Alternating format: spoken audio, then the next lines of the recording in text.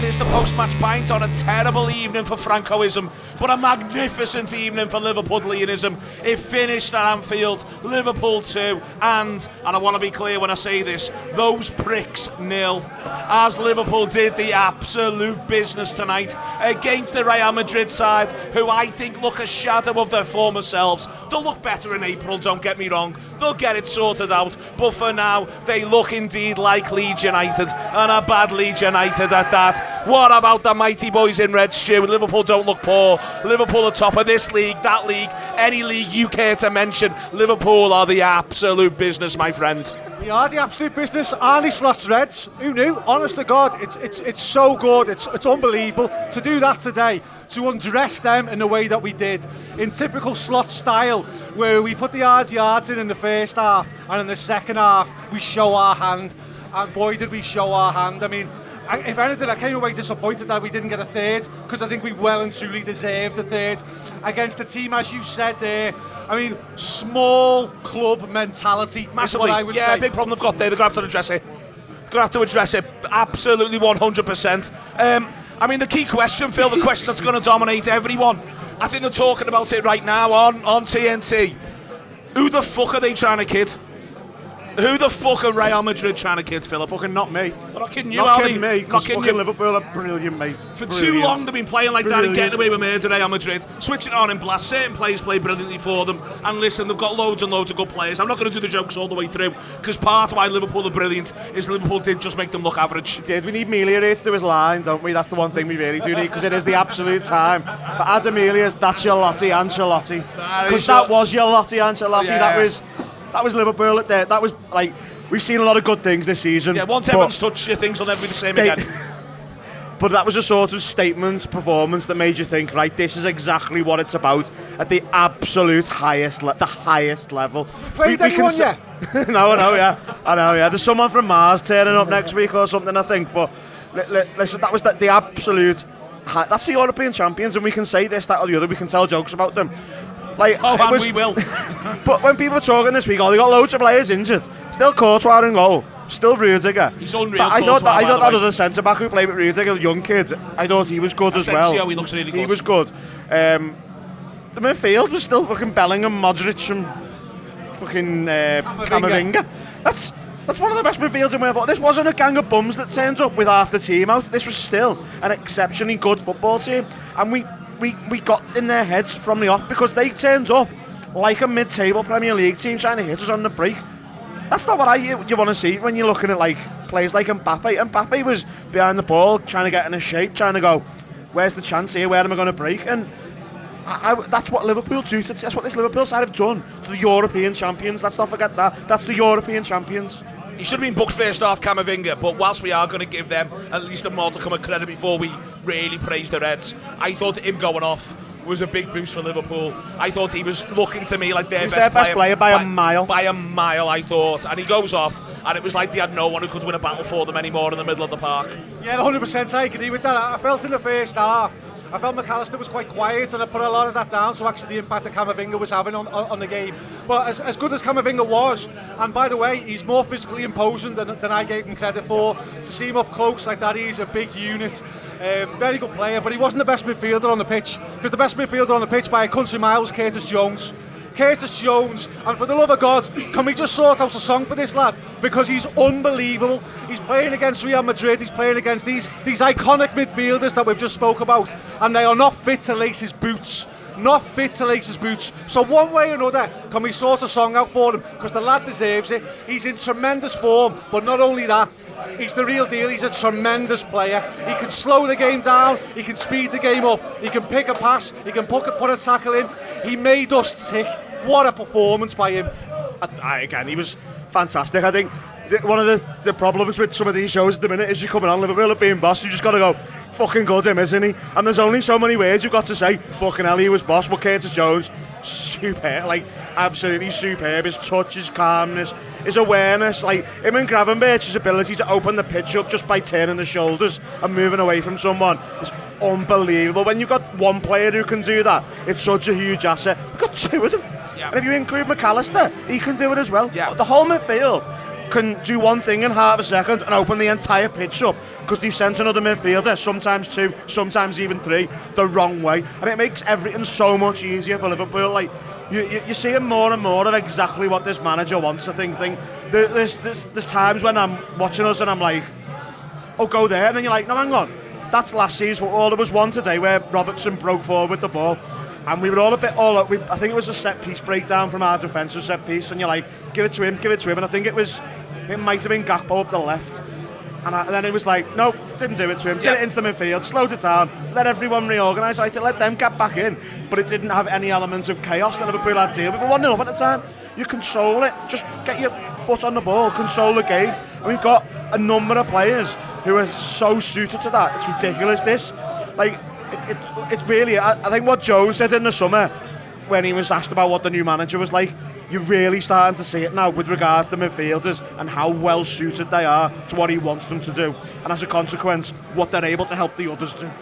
I think one of the biggest moments of the match, we mentioned Jones, we'll come on to McAllister's goal in a minute where Jones is integral to the whole thing, but there is a lot to be said for the Bradley challenge first half. It was reminiscent to Carragher against Henry, going back to 2004, 20 years ago. Gerrard against Rivaldo in Barcelona, against the Barcelona game. Yeah. I mean, Gerrard was playing right back that game, wasn't he? Yeah. And he nails him in the first 2 minutes, the best player in the world, and sets the tempo for the entire match. You know what I mean? So, just like that. It was incredible, but also his whole performance, it wasn't just that. I thought that was important, but I think one of the things they changed at half-time is the manager says to him, you go and add, you go and don't just overlap, underlap, go pen spots, go there, and I think second half, until he goes off, Bradley, hopefully it's cramp and not an injury, I thought he was absolutely tremendous. Yeah, and it can't be underplayed, the fact that, in the first half, they line up with Mbappe, not at centre forward, but he's playing as left-sided forward up against Bradley, and Bradley bossed him. There was a couple of times where they were sussing each other out, and you thought he's a bit of a risk going with Bradley rather than Gomez today. When the team dropped, that was my instinct really. But 20 minutes in, and particularly post that challenge, by the way, there's only one winner in that competition, and Mbappe did not want to know. He did not want to go near that lad afterwards.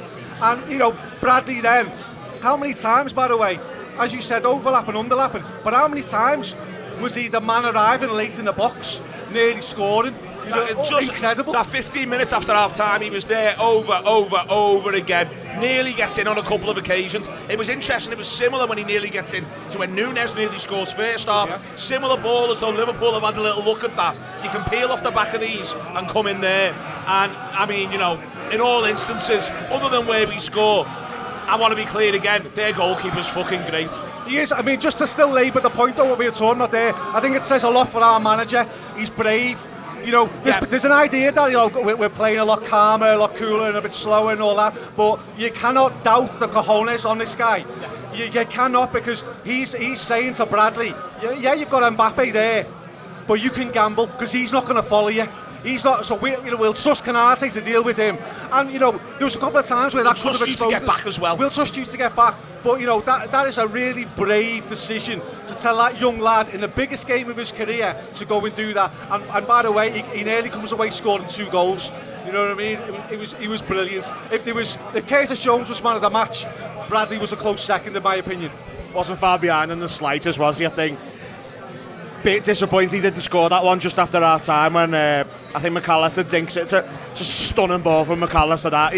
There's a very small area he can get that over the defender and out of the keeper's reach. He's put it in the exact right place, and unfortunately it's not a better header because it was a really, really good chance. But you like to see that, don't you, when you get that kind of chance early on, because it was different to what you'd sort of seen in the first half. And I like it when you see something different straight after half time, because you feel like the manager has gone at half time, right? Here's how we hurt them, here's what we do. Here's the space. You put the ball there, you go there, everyone does that, everyone fits together. That's what you want from an elite manager, and this man is an elite football manager. Knows exactly what he's doing. I mean, he hasn't had to do much with adversity yet, and we'll obviously get to that point at some point. But maybe he won't. Maybe he won't. Maybe we'll just win forever, Neil. Maybe we'll just win forever and ever and ever. But in fairness, with tactical adjustments like that, with players playing like this, with him getting players to make the right decision at the right time on such a consistent basis, maybe we will win forever. I mean, it's something to look forward to, winning forever. There is something, I think, in I think all 4 forwards played really well. Gakpo gets his goal in the end. Nunez was really hard work for them first half and is unlucky himself not to come away with a goal. Salah obviously he missed the penalty, but I actually think he plays well in general play all round. We've done some Conor Bradley, my friend, don't you? You've just missed this bit. We all said he was shite, Craig. And then and Diaz, I thought, in both positions, absolutely terrified them. To have the 4 of them looking in such good nick all of a sudden, it bodes so well. I almost don't care what he picks on Sunday, if you know what I mean, because I think he'll get it right, for one, and also for two, I think whoever he plays will play well, and whoever comes off the bench will play well. Yeah, I mean, I think they played well. I think Diaz didn't have his best half in the first half. I felt like nothing was really coming off for him, but he didn't let his head drop. He was always available, always working hard. But Nunez was great. He worked very hard. He had a couple of chances. Again, just didn't come off for him. Salah was his busy self. But I thought when we made the change, and when Diaz went centre forward and Gakpo came on, I thought the dynamic was absolutely electric. And you could probably say at that point, well, Madrid are having to chase the game, so it's a little bit different. There's some open spaces. But what I would say is Gakpo was tremendous. Some cameo that, really good. But Diaz, he went from having, I thought, a 6.5 out of 10 game to that cameo at centre forward, and the way he could link up with both Salah and Gakpo, it went to a 9 out of 10 performance in that brief period. And if I think we'd have played for much longer, I think we'd have scored a third. I think we were probably helped towards the ending that Modric had got a bit tired and gone off. Camavinga had gone off, and it just looked a bit. It wasn't quite the same side. Their shape wasn't great by the end, no. And their shape never is particularly great though. But they've sort of got the brilliant players to get them out of jail, and then they didn't have the brilliant players. So you sort of. But that's not our fault. No, it's not our fault, is it? And in fact, it's not our players' fault. And you're exactly right, the players up to level, and they still got to do it. Just because they take players off and they lose the good players and replace them with slightly inferior ones, Liverpool have still got to go, well, we're doing this. And you saw them do it. Like, Salah's brilliant for the penalty that he wins, absolutely superb. Yeah. But Mendy didn't know what day it was. I reckon when the referee booked me, could have went, when he do concussion tests and go, who's the king? You go, I've got any fucking idea, mate. He had no idea where he was. Absolutely not. Listen, this is post-match pint. It is out for free. We're not going to drop an ad in because it's nice in here. They've just shown the table. Jude Bellingham's on the telly, getting booed. Lads, he tried his best. He gave it everything he had. It's unfair to give him grief at this point in time. Should have signed for a big club. Yeah, if he'd just sort of thought it through a little bit, he could be capable of a bit more. But you know what? Real Madrid could be a really good stepping stone in his career, and at some point, he might go somewhere decent like Arsenal or Liverpool, Sam. That one's for you there, Look my how friend. happy Sam is. The camera can't see it, but he's made up, He might go at some point. There we are. Anyway, post-match pint is out for free all week. Not post-match pints. Everything on the Anfield Wrap's out for free all week. Sorry, you're watching this right now because it's out for free. Sign up, subscribe, all the hits. We want you to download the app. We do this because it's nice to put everything out for free once in a while, showcase what everyone does, the way the whole thing works. But we also do want you to subscribe. And at the minute, if there is a league going, Liverpool are at the top of it. It is worth saying. And tonight has been a terrible evening for Francoism, which is defined on Wikipedia by militarism, hypermasculinity, and the idea of the traditional role for the woman. And to this, the Anfield Wrap says... Let's talk about the goalkeeper. I thought that was the end. Fucking hell. I nearly put my microphone down and got off. Let's talk about the goalkeeper. It's another penalty save, 2 on the bounce. What was dead interesting was the players were all talking to each other like, he's going to fucking save this, so you make sure you get there first when he does, which is some confidence to have in him. His all-round game, I thought, was excellent there as well today. He will absolutely do for me at the minute. I said to you and Phil before we started, if there's a more informed goalkeeper in the Premier League right now, I don't know who it is. And you could pick someone. I think you mentioned Raya doing really well, but at the very fact that is an argument, the very fact that is a discussion, says everything about this lad's development. Again, he is the real deal.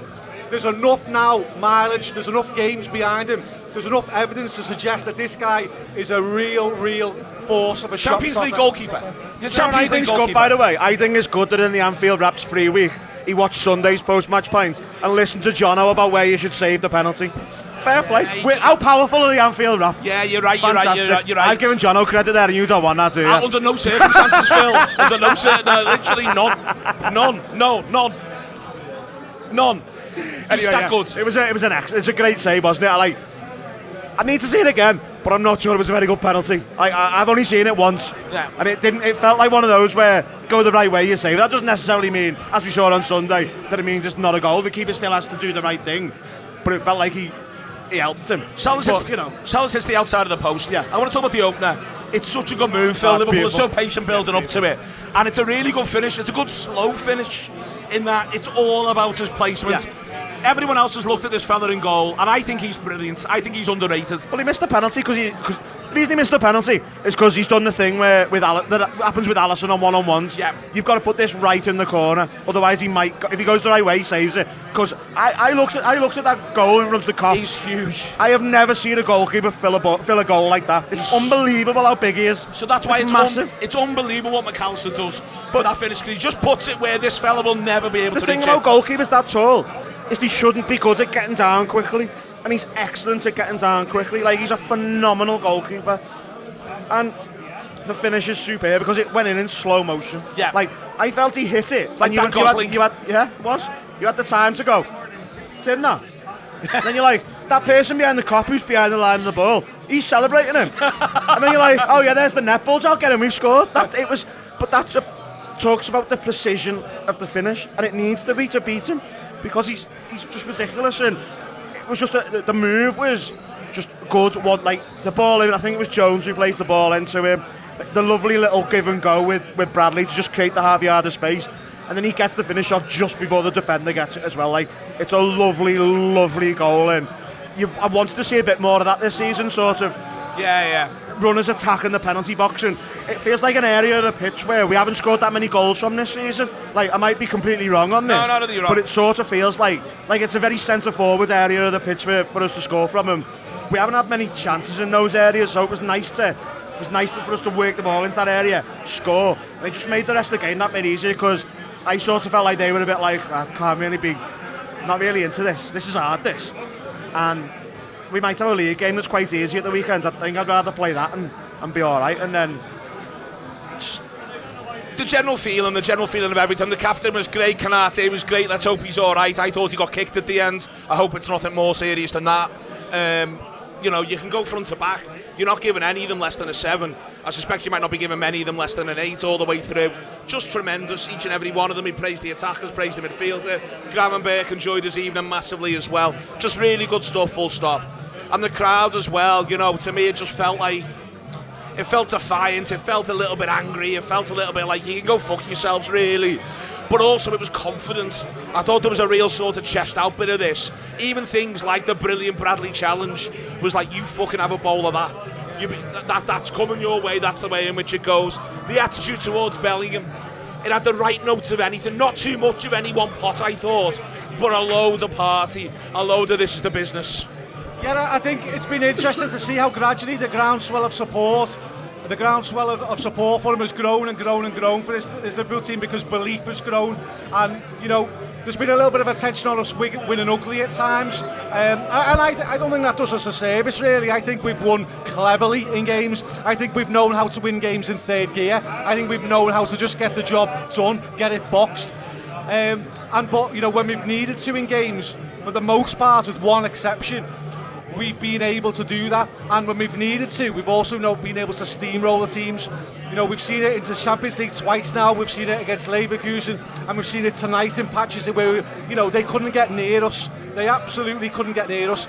I thought that what surprised me about Real Madrid, and I hark back to this small club mentality before, because I actually was surprised that they had a touch of the Sean Dyche's Burnleys about them, because they were very good at crowding the penalty area, blocking shots, making it very difficult for Liverpool to get clean shots away. They're very, very good at that. But once we had one, as described before, placed so perfectly in the corner, timed so well by McAllister, I always felt then that once they had to open up, we'd be in. And there was every chance that they would be too, because we would have to see what their real measure was. But we've come away from that today surely saying to ourselves, there's nothing to be frightened of. There is nothing to be frightened of. In our league, in that league, in any league, we are real contenders. There we are. We are real contenders indeed, says Stu Wright. Phil Blundell there as well. Listen, all that's happened tonight is normal service is resumed against these. Normal service is resumed. They've had about 10, 14 years there where they had it all their own way, and I never approved. I never approved in the slightest. Ask Alan Kennedy, ask Yossi Benayoun, ask Andrew Idesina. I see his face everywhere I go. On the left, instead of Fab Aurelio. Post-match pint.